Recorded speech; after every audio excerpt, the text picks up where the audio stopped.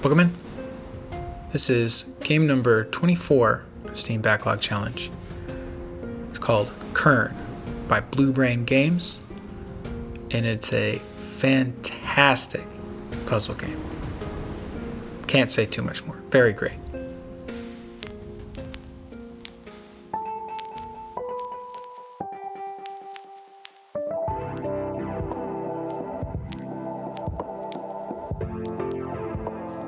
I have 4 criteria that I'm grading the games on. This is not a grade on overall greatness of a game, but rather on how much value it had to me, personally, in this challenge. Number 1 is the sound. How was the sound quality? Is it nice to listen to? Were there good voice actors? Was the ambiance good? Were the sound effects, not annoying? Was there good music? Number 2, objective or story. Was this engaging? Did I feel something? Was I intrigued about the point of it all? Number 3, fun. How fun was this? Was this enjoyable, or was the game just a major hurdle to my enjoyment? Number 4, replay value. If I completed a playthrough, is it worth revisiting? And if I didn't, is it worth doing a full playthrough of? I didn't add graphics to this list because I didn't think it would be fair in this challenge, as some games have lower quality or style, and I didn't think it would be a fair comparison in terms of grading value of the purchase. And those are my 4 criteria for grading games in the Steam Backlog Challenge.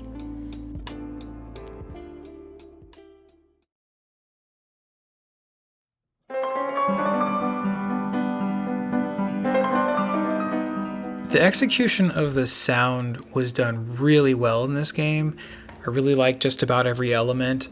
There are some voice lines, there aren't a whole lot, so there's a little bit of everything to enjoy about the immersion of the sort of sound production.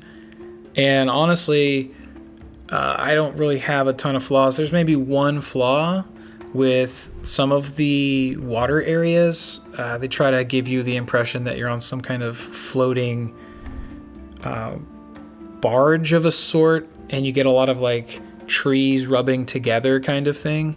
I didn't really love those. The volume and the sort of frequency in which they were played, it wasn't conducive to a immersive experience. It just got in the way a little bit, but you aren't in those areas for very long.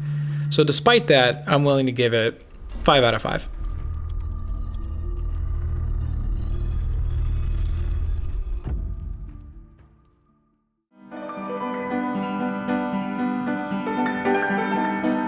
So the objectives are all based on each individual puzzle, but there is kind of a through line, right? The story sets up a through line so that you have an overarching goal, which is to get off of this island or this place.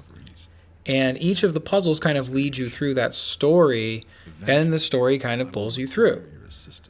So I did like that. I did like how good each of the puzzles were, though some of them you got pretty darn lost and the solutions were a little vague, so that can always be frustrating. And the story did leave out a really big part of it, is like, what is your backstory? I guess they wanted you to kind of feel like you were in it and like you were the person and not the character you were moving around. And they don't really get into how you got there. They just say you got there. So that was a little annoying. But the breadth and the depth of the puzzles, the lore, and everything else attached to it, and how they tie back into the puzzles, I thought all of that was really great. So minus the 1 point for the frustration and some of the other items, 4 out of 5.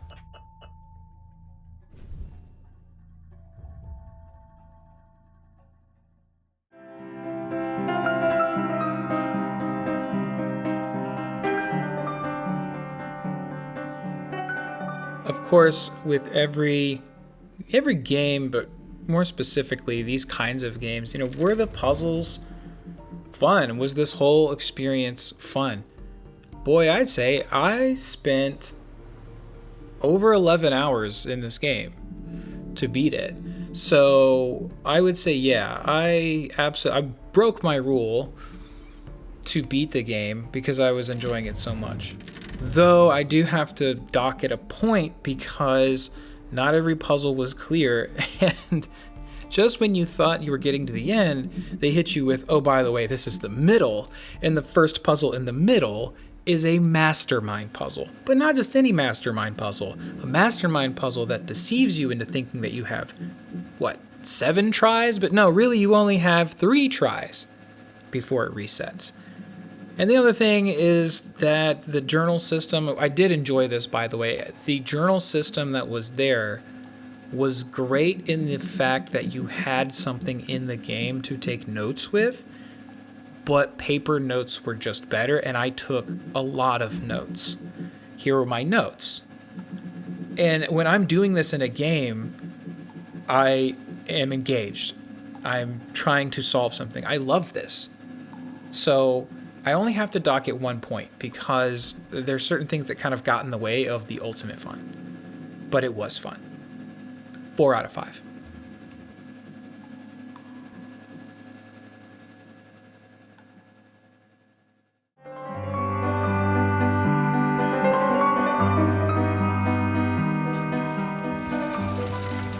Puzzle games are difficult to put in a replay consideration. I mean, unless you just have it in your bones that you can go back and speed solve these puzzles, and you're the kind of person who does that kind of thing as well as, go for the achievement hunt, then yeah, there's some attraction there.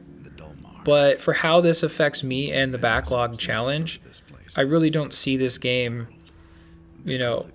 pushing me to come back to it. Maybe the soundtrack. I did enjoy the soundtrack, so maybe I'll listen to that.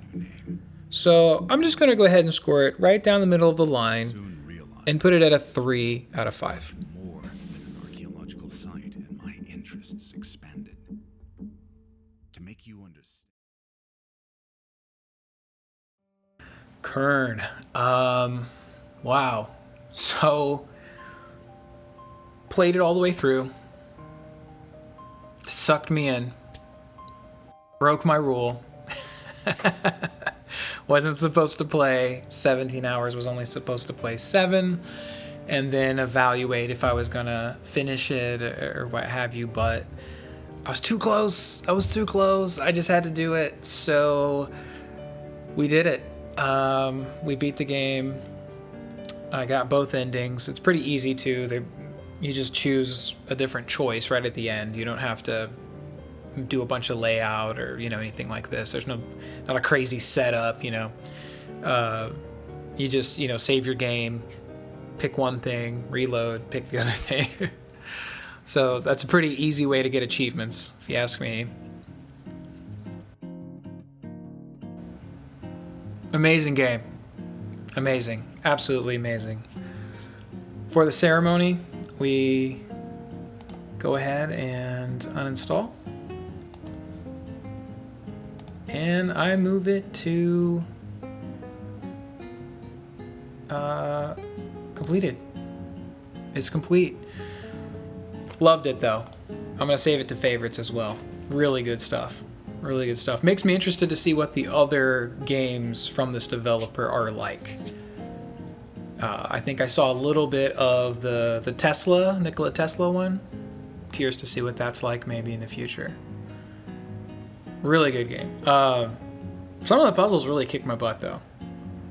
Some of them just really kick my butt. Like, if you're familiar with Alan Turing and the Enigma machine, there is a cryptography game called Mastermind, which you've probably seen. Essentially, you have a string of numbers and you have to guess the string of numbers. In some cases, it's colors.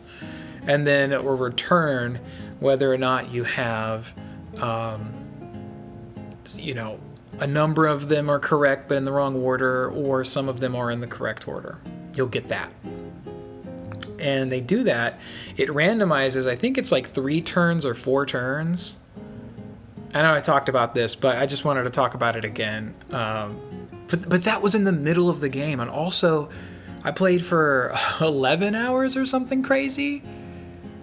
And I was like, okay, surely I'm getting to the end, right? Like, you get so fixated on what is the solve, what is the major solve, and you're thinking like, okay, here we go, here's the end, right?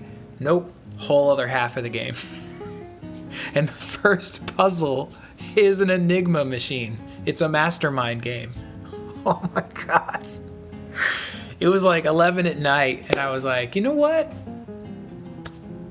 Nope, I don't have to do this in one sitting. I don't have to do this. Oh, and the way I did this, by the way, the reason why my playtime was so high, and the reason why I'm not discounting any time, was I kind of just played throughout the day. So like as I was working, I had the game running in the background, just listening to the music, and I would turn around and go back and think on a puzzle.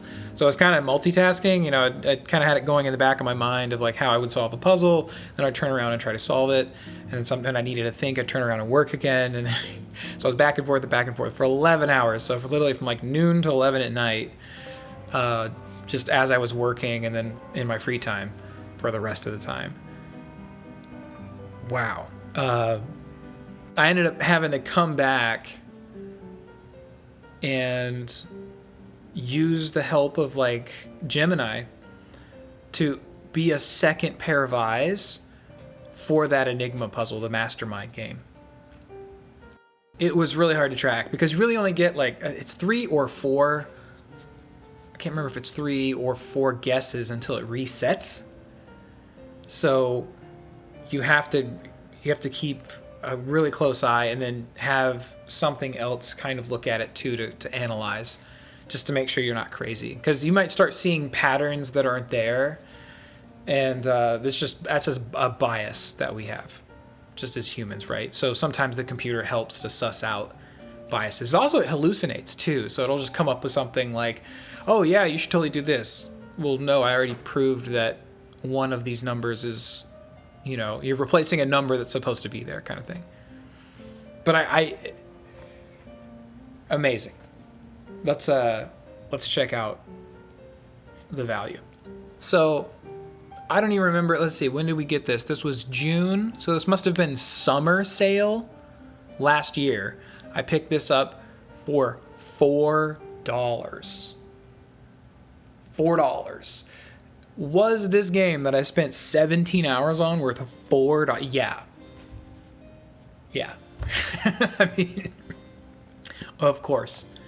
So this game is by Blue Brain Games, and they have Quern, which is I think it was like the first one they published this way.